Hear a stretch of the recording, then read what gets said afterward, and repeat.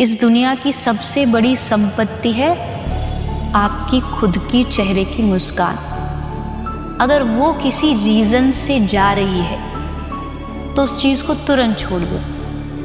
लोगों की लाइफ में सेटिस्फैक्शन नहीं है। बहुत बहुत बहुत बहुत पाने के चक्कर में जो होता है वो छूट जाता है।